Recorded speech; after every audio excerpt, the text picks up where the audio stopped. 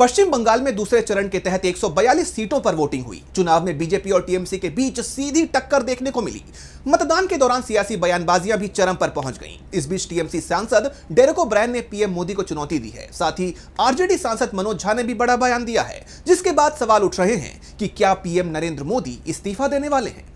तो क्या है ये पूरा मामला, जानेंगे इस रिपोर्ट में। बंगाल चुनाव में आखिरी दौर की वोटिंग के बीच पीएम मोदी को एक बड़ी चुनौती मिली है। टीएमसी सांसद डेरेक ओब्रायन ने एक बड़ा बयान दिया है, जिसमें वो पीएम मोदी को चुनौती देते नजर आ रहे हैं। साफ साफ कह रहे हैं कि 4 मई को जब नतीजे आएंगे और उसमें टीएमसी जीतेगी तो क्या मोदी इस्तीफा देंगे, क्योंकि पीएम मोदी ने ही कहा था कि बंगाल की सभी सीटों पर वो ही चुनाव लड़ रहे हैं। टीएमसी सांसद ने कहा, नरेंद्र, आपने अनाउंस किया था बंगाल की सभी 294 सीट्स पर आप ही कैंडिडेट है।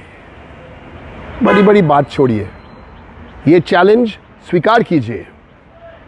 4 मई को जब ममता बनर्जी और टीएमसी बंगाल जीतेंगे, प्रधानमंत्री पद से रेजिग्नेशन दीजिए। है दम? बता दें कि केंद्रीय गृह मंत्री अमित शाह और पीएम मोदी समेत कई बीजेपी के बड़े नेताओं ने बंगाल में रैलियां की थी।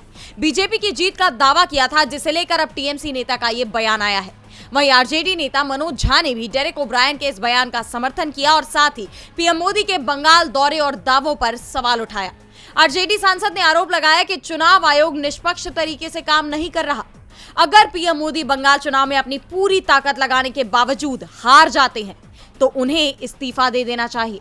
अब उनके इस बयान ने सियासत को और गर्मा दिया है। ऐसे में सवाल ये उठ रहे हैं कि बीजेपी अगर बंगाल में हार जाती है तो क्या वाकई पीएम मोदी इस्तीफा दे देंगे। डीबी लाइव की रिपोर्ट।